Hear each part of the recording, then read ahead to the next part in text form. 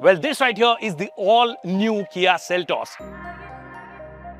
All new सिर्फ नाम के लिए नहीं, इस बार फाइनली न्यू जनरेशन मॉडल आ गया है. It's the same product that made किया द किया, जिसको हम जानते हैं. और वापस से जिम्मेदारी आ गई किया को, जो नेक्स्ट पुश चाहिए उसकी जिम्मेदारी इसी को उठानी पड़ेगी, क्योंकि इसने ब्रांड भी बनाया है तो वो नेक्स्ट पुश भी चाहिए.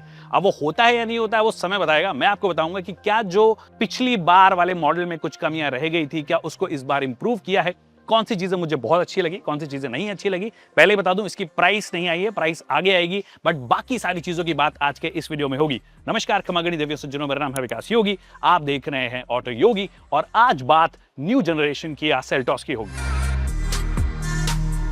First things first, is it safer? क्योंकि वो एक क्वेश्चन है जिसका जवाब कोरियंस को हमें देना है कि भैया सेफ हुई है कि नहीं हुई है. कंपनी का कहना है कि हमने प्लेटफॉर्म जो है वो रिवाइज कर दिया है, एक नया प्लेटफॉर्म है, इसे K3 प्लेटफॉर्म बोला गया है. अब देखिए, प्लेटफॉर्म जब चेंज होता है ना, तो दो चीजें होती हैं. जनरली आप स्ट्रिंजेंट बनाते हो प्लेटफॉर्म को, या फिर आजकल इलेक्ट्रॉनिक आर्किटेक्चर जो होता है उसमें चेंजेस आ जाते हैं, जिसकी वजह से ADAS के नए फीचर्स आ गए, नए कनेक्टिविटी फीचर्स आ गए, नई स्क्रीन लगानी हो, कई सारी चीजें जो इलेक्ट्रॉनिकली आपको करनी है वो आप कर सकते हो. इसमें दोनों हुआ है. कंपनी का कहना है कि ज्यादा बेटर मटेरियल हमने यूज किया है, जिससे कि इसकी ओवरऑल सेफ्टी बढ़ेगी. अब वो बढ़ेगी नहीं बढ़ेगी, या तो ये GN कैप बता सकता है या फिर ये कंपनी वाले बता सकते हैं. मैं आपके लिए अभी बता सकता हूं कि इन्होंने बोला है कि ज्यादा सेफ है, तो I hope it performs really well in the GN cap, क्योंकि लोगों को BN कैप पे बहुत ज्यादा भरोसा नहीं है. वैसे BN कैप में भी 5 स्टार अगर आप अच्छी रेटिंग लेकर आ रहे हो, मेरे हिसाब से वो भी एक कमेंडेबल बात है. बट GN कैप में भी I hope they stand their car और अच्छा परफॉर्म करे. सिरोस के साथ में हमने वो चेंज देखा था कि सिरोस एक पहला वो प्रोडक्ट था किया की तरफ से जो मेड इन इंडिया है, जो कि देखने में, फील में, ओवरऑल लग रहा था कि बेटर मटेरियल्स यूज हुए हैं.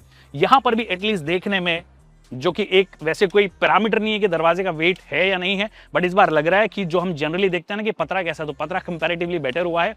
उसकी वजह से मुझे लग रहा है कि शायद ये बेटर परफॉर्म करेगी, but again it's too early to comment on that. But एक और चीज चेंज हुई है. लंबाई जो है गाड़ी की, वो पिछले वाले सेल्टॉस से 95 mm बड़ी है. Now this enters the territory जो 4.5 मीटर्स के आसपास आ जाती है. और अगर आप सीधे तौर पे बात करोगे सियरा से, तो सियरा से लगभग 100 मिलीमीटर इसकी लंबाई ज्यादा है. हालांकि व्हील बेस जो है वो अभी भी सियरा का सबसे ज्यादा है. इसका जो व्हील बेस है वो लगभग 80 mm के आसपास बड़ा है. Now does that translate into more space, वो जाके देखेंगे, क्योंकि विड्थ भी जो है इन्होंने बोला कि 30 mm बड़ी है. अब वो विड्थ और जो लंबाई बड़ी है या व्हील बेस जो बड़ा है, क्या पीछे वाली सीट में आपको ज्यादा स्पेस मिलेगा, अभी जाके चेकआउट करते हैं. But this is the context. I think in terms of looks as well, मुझे लगता है कि कंप्लीटली नया डिजाइन आप बोल सकते हो. फ्रंट कंप्लीटली चेंज हो गया है. ग्रिल की अगर आप बात करोगे तो वो कंप्लीटली चेंज हो गया है. अब आई एम नॉट श्योर कि वीडियो में कैसी नजर आ रही है, पिक्चर्स में मुझे उतनी अच्छी नहीं नजर आ रही थी जब थोड़ी बहुत टीजर कर रहे थे, but in real I think it looks better, specially with this colour. ये ब्लैक ग्रिल जो है बहुत अच्छी लगती है. ये टाइगर नोज बोलते हैं इसको, डिजिटल टाइगर नोज बोल देते हैं, कभी क्या बोल देते हैं, बट ओवरऑल ज्यादा अच्छी लग रही है. उसके अलावा ये जो आजकल स्लिम लाइट्स वाला जो चीजें चली हैं, सियरा में भी देखा कि 17 mm है, यहाँ पर भी स्लिम लाइट्स दी गई हैं. ऊपर की साइड वाली लो बीम है, नीचे वाली हाई बीम है, और बाकी ये 3 स्लैट्स या 4 स्लैट्स आप बोल दो, वो आपको यहाँ पे दे दिया गया है. बट पॉइंट ये है, ये स्लिम लाइट्स देखिए देखने में हो सकता है बहुत अच्छी लगे, बट कभी अगर एक्सीडेंट होता है ना, तो इसका खर्चा भी शायद थोड़ा ज्यादा आएगा, चाहे ये हो चाहे सियरा हो. But full LED treatment actually आपको बेस वेरिएंट से भी मिलता है. बेस वेरिएंट में क्या क्या स्टैंडर्ड मिलता है यहाँ पे क्लियरली आपको मेंशन हो जाएगा, बट काफी लोडेड लग रही है. मैनुअल AC है, जो कि आई थिंक सियरा में भी आता है. सियरा की बार बार इसलिए बात करूं क्योंकि सियरा पे हल्ला है, और सीधे तौर पे कंपटीशन इस गाड़ी को उसको भी देना है, सिर्फ क्रेटा को नहीं देना है. ये 3 प्रोडक्ट्स हैं जो कि एक्चुअली सबसे ज्यादा कंट्रीब्यूट करने वाले हैं सेल्स के अंदर. ये जो एलॉय व्हील्स है ना, ये एलॉय व्हील्स थोड़ा EV-ish नजर आ रहे हैं. अच्छी बात ये है कि पहले जहां पर X लाइन में सिर्फ आपको 18 इंच व्हील्स मिलते थे, अब उसके नीचे वाले वेरिएंट्स के अंदर भी आपको 18 इंच व्हील्स मिलते हैं. सबसे नीचे वाले में 16 इंच के स्टील व्हील्स मिलेंगे, फिर 17 भी मिलेंगे, फिर 18 भी मिलेंगे. तो यहाँ पे आपको 18 मिल गए. 215 55 R18. अच्छी बात यह है जो स्पेयर टायर है वो 17 इंच का है, बट 215 सेक्शन का ही है, तो कोई दिक्कत नहीं होनी चाहिए आपको. ऑल्सो इन्होंने बोला कि सेगमेंट फर्स्ट ये हमने नियॉन कैलिपर्स दिए हैं, बट नियॉन की जगह अगर रेड होते तो मुझे लगता है कंपैरेटिवली शायद थोड़े से और बेटर लगते. पीछे से भी थोड़ी बहुत अगर आप इसको देखोगे तो आपको क्लेविस की थोड़ी बहुत याद आती है. एक और चीज जो कि मुझे लग रहा है कि डिस्पाइट द फैक्ट कि लंबाई बड़ी है गाड़ी की, बट ये जो ट्रीटमेंट इन्होंने किया है ना, ये इस गाड़ी को साइड से जब आप देखते हो, डिस्पाइट की ज्यादा लंबी हुई है, थोड़ी छोटी बनाती है इसको. देखने में विजुअली उतनी बड़ी नहीं लगती है साइड से अगर आप बात करोगे.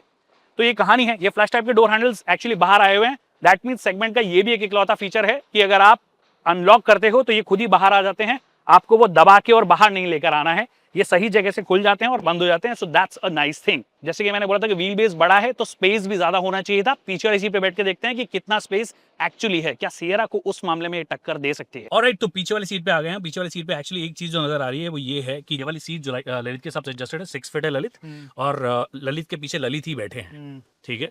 तो ये ललित स्क्वायर नहीं हो रहा है इन टर्म्स ऑफ स्पेस, मुझे ऐसा नजर आ रहा है कि एकदम थोड़े से घुसे हुए हैं। तो वो जो व्हील बेस बढ़ाया है इन्होंने, मुझे समझ में नहीं आया कि क्या बढ़ाया है। बट ये वाली जो सीट है जो फ्रंट पैसेंजर वाली है, वो गगन के हिसाब से एडजस्टेड है और आई थिंक गगन उसके पीछे बैठ सकते हैं। तो 6 फुट का बंदा अगर बैठेगा तो गगन के जितना बंदा पीछे फिर भी बैठ सकता है और मेरे जितना तो बैठ ही सकता है, जैसा कि आप जानते हो। तो ये मुझे लग रहा है। बाकी विड्थ के बारे में आप बताओ, आप बीच में सब देखो, मेरा तो सर सिंपल सा सवाल वो है जवाब। मैं पाँव में तो कोई दिक्कत नहीं है, ठीक है, मैं बैठ जा रहा हूँ, ये भी है, ये तो इसमें 70 मैट लगाए, अदरवाइज मैं बीच में भी ऐसे रख के बैठ जाता। दो चीजें हैं, एक तो मैं जो शोल्डर रूम आपने दिया है, दोनों ने दो चौड़े चौड़े लोग जो है, जिसमें ललित पकड़ के दिखाएगा, तो या तो कॉम्प्रोमाइज जो है आप दोनों करो तो मैं अकेला कंफर्टेबल बैठूंगा, या मैं ये कॉम्प्रोमाइज कर दूं कि मैं बैकरेस्ट टच ना करूं, जैसे आप पीछे होके बैठ जाओ, मैं अगर बैकरेस्ट पे पूरा टच ना हूं तो मैं जरूर जो है बैठ के 100, 125, 200 किलोमीटर निकाल सकता हूँ। बट फिर मेरे को ऐसे ऐसे रहना पड़ेगा, मैं ये कंफर्टेबल नहीं हो सकता मैं यहाँ बैठ के, क्योंकि फिर हम लड़ेंगे। तो लार्जली 3 लोग नहीं बैठेंगे, और हमें तो लड़ना भी नहीं चाहिए। बहुत लड़ता और भी लोग बहुत लड़ने के लिए। तो लार्जली 3 लोग जो हैं वो पीछे अडल्ट तो नहीं बैठ रहे हैं कंफर्टेबली। हाँ ठीक है, मतलब अगर आप कंपैरिजन चाह रहे हैं तो जैसे सियरा में जो थोड़ा बेटर बैठ रहा था मैं, हालांकि ऐसा नहीं कि उसमें शोल्डर मतलब ऐसा फुली जगह थी, बट थोड़ा बेटर तो बैठ रहा था। नहीं, आई थिंक मतलब मेरा थोड़ा ये मानना है कि सियरा में विड्थ कंपैरेटिवली, एक तो शायद वो शेप की वजह से है, ऐसा नहीं कि विड्थ में बहुत मैसिव डिफरेंस आएगा, it is because of the shape. नहीं होगे ऐसे है राइट, तो वो बॉक्सी है उसकी वजह से, एक तो हेडरूम भी उसके अंदर बहुत सारा मिलता है आई थिंक, ठीक है। तो मेरे को ऐसा लग रहा है ललित भी टच नहीं हो रहा है इसमें, तो लार्जली ठीक ही है। हाँ, मतलब तो एक वो चीज मुझे नजर आई। ललित तुम बताओ। सर मेरे हिसाब से ना 2-3 चीजें हैं।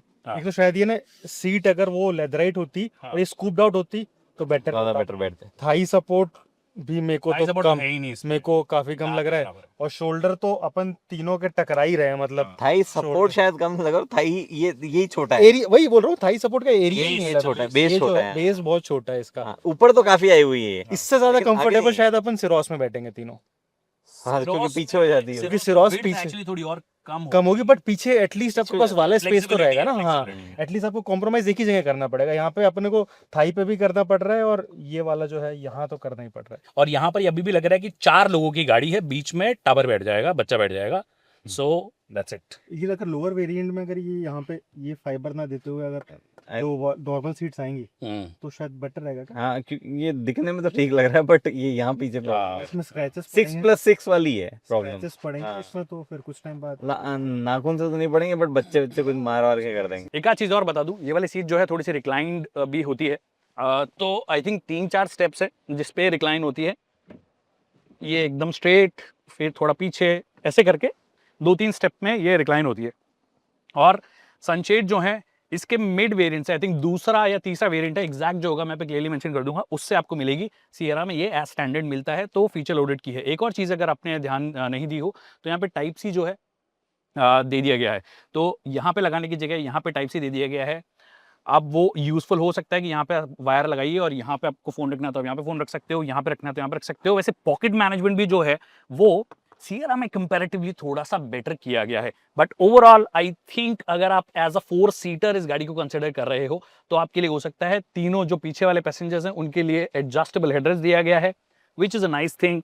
एक बड़ा सा आर्मरेस्ट दिया गया है, which is a nice thing. Overall fit and finish levels actually पीछे भी जो हैं बहुत अच्छे लग रहे हैं। अटेंशन टू डिटेल जो है वो एक्चुअली बहुत अच्छी है इस गाड़ी की। तो ये देखिए यहाँ पर ना ये लग नहीं रहा है कि कोरियंस की गाड़ी है, ये अनफिनिश्ड चीज लग रही है। यहाँ से भी थोड़ी अनफिनिश्ड लग रही है, थोड़ा बेटर फिनिश किया जा सकता है। हाँ, शार्प एजेस नहीं है, सॉफ्ट टच मटेरियल है, बट क्यों है ऐसा? और सिर्फ एक यूनिट में नहीं, मैंने 2 यूनिट्स में देखा जिसमें ये सेम दिक्कत आ रही है।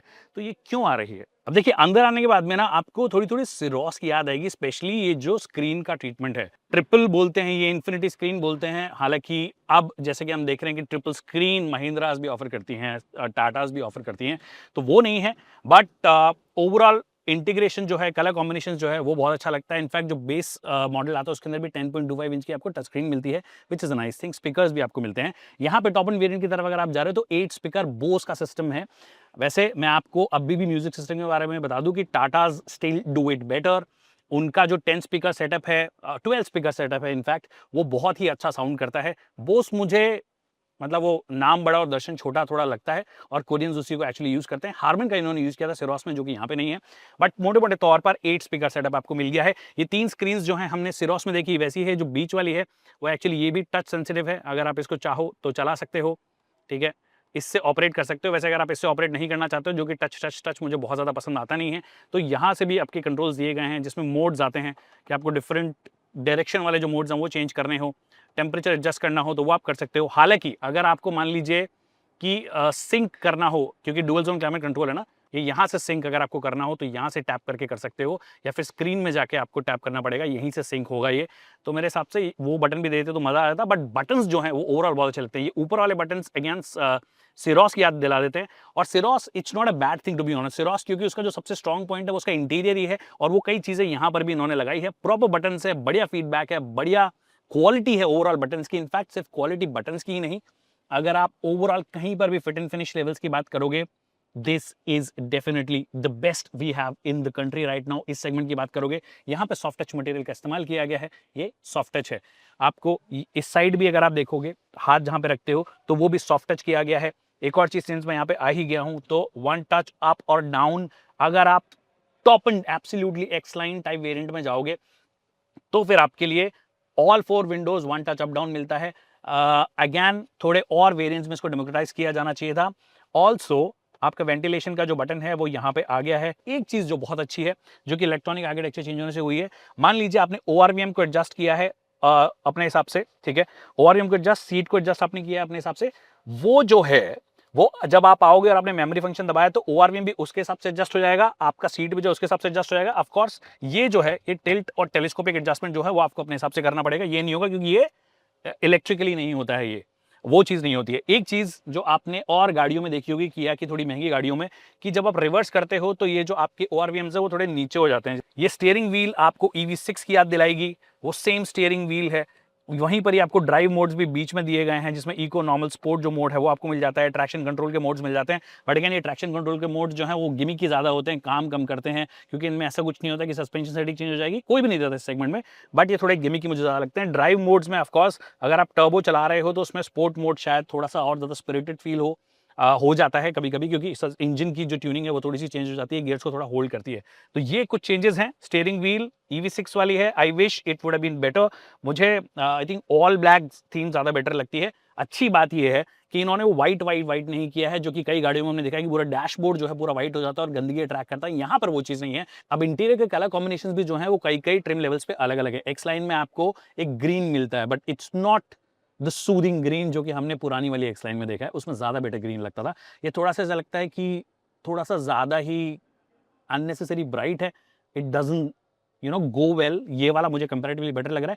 फिर एक और है जिसके अंदर आपको ब्राउनिश कुछ मिलता है, बेज ब्राउन के बीच का मिलता है, बट ये वाला colour combination I think maintain करने में सबसे बेटर होगा, इजी है इसको मेंटेन करना। ऑल्सो 3 Type-Cs यहाँ पे आ गए हैं। अब इसके अंदर वो नहीं है 65 वॉट का, जो कि कई ब्रांड्स आजकल देने लगे हैं 65 वॉट के, इसमें लैपटॉप का चार्ज हो जाता है, बट 3 Type-Cs हैं, वो नहीं है अभी 2-in-1 वाला, जो कि सिरोस में भी देखा, कई गाड़ियों में देखा है।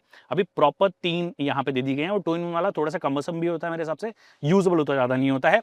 अच्छी बात यह है अगर आप बेस ट्रिम भी ले रहे हो तो एंड्रॉइड ऑटो और एप्पल कारप्ले आपको मिलता है with smaller screen, but you still have the screen and the speakers. So that's what it is. ये भी बहुत अच्छे से फिनिश किया है इन्होंने, अगेन बहुत अच्छी क्वालिटी। 2 कप होल्डर्स यहाँ पे दे दिए गए हैं।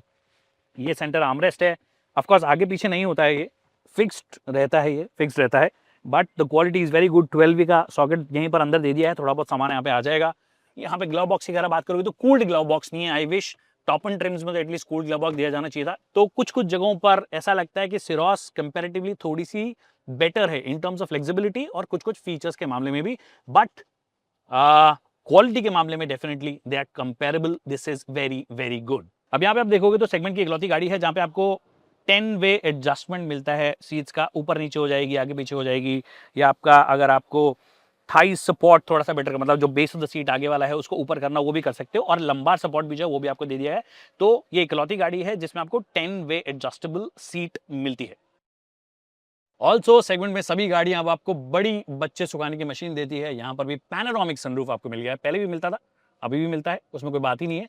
बट पॉइंट ये है कि काफ़ी ओपन अप करता है स्पेस को। अगर आप बच्चे ना सुखा के सिर्फ नज़ारों के मज़े लेना चाहते हैं या पहाड़ों में जाके मज़े लेना चाहते हैं तो वो आप कर सकते हो बिना बाहर निकले। बूट चेकआउट कर लेते हैं। और नहीं, आपको पावर टेलगेट नहीं मिलता है, रिक्वेस्ट सेंसर है, उससे आप दबाओगे उसके बाद में आपको ऊपर करना पड़ेगा। बूट जो है उसमें बोला इन्होंने कि थोड़ा सा बढ़ोतरी की है क्योंकि व्हील बेस बड़ा है, लंबाई बड़ी है, बट कितनी बढ़ोतरी है, 13 से 14 लीटर की। तो प्रैक्टिकली पुरानी वाली सेल्टॉस और इस वाली सेल्टॉस में सामान लगभग बराबर आएगा। 447 जो मैं लीटर्स बोल रहा हूँ बाय द वे, वो पार्सल ट्रे जो होती है ना इतनी, जब तक ये एकदम स्टैंडर्ड पोजीशन में रहेगी तब तक का है। उस हिसाब से अगर आप कंपेयर करोगे सियरा से, तो सियरा का उन्होंने बोला है कि लगभग 620 लीटर का है, बट वो एकदम टॉप तक काउंट करते हैं। पार्सल ट्रे तक उनका भी 440 लीटर है, तो इन दैट सेंस कंपेरेबल है। सामान शायद उसमें हल्का सा ज्यादा है क्योंकि वो थोड़ी बॉक्सी है, so that's the only difference, otherwise it's more और लेस द सेम। एक और चीज जो कि आई थिंक सेगमेंट में अब स्टैंडर्ड हो जानी चाहिए क्योंकि सेगमेंट ज्यादा प्रीमियम हो रहा है, वो हाइड्रोलिक स्ट्रट्स यहाँ पे आपको दे दिए गए हैं। तो आपको वो ऐसे करके डंडा नहीं लगाना है, फाइनली किसी गाड़ी में सेगमेंट में देखने को मिल रहा है, which is a nice thing. I hope segment में और जो गाड़ियां हैं उनमें भी हमें देखने को मिले, but an interesting touch. And now the engine options. जी नहीं, हाइब्रिड नहीं आ रहा है अभी, तो बिल्कुल नहीं आ रहा है। अगर आएगा तो भी मेरे हिसाब से 1-2 साल बाद आएगा, 2027 से पहले नहीं आएगा। क्या और कुछ पावर ट्रेन ऑप्शंस हैं? जी नहीं, exactly same power train options हैं जो कि पहले आते थे। वही 1.5 लीटर का नेचुरली एस्पिरेटेड इंजन है, वही 1.5 लीटर का टर्बोचार्ज्ड इंजन है, वही 1.5 लीटर का डीजल इंजन है। अच्छी बात यह है कि इस बार जो आपका 1.5 लीटर नेचुरली एस्पिरेटेड इंजन है वो भी अगर आप चाहो तो इनका जो टॉप एंड वेरिएंट तक भी आप अगर जा रहे हो ले सकते हो। दैट मीन्स ऐसा नहीं होगा कि मेरे को 1.5 लेना है बट मैं टॉप एंड नहीं ले सकता, तो वो आपके लिए दे दिया गया है। बट हाँ, उसके साथ मैनुअल नहीं ले सकते हो आप, उसके साथ में आपको आईवीटी ही लेना पड़ेगा जो कि सबसे ज्यादा डिमांड में भी रहता है।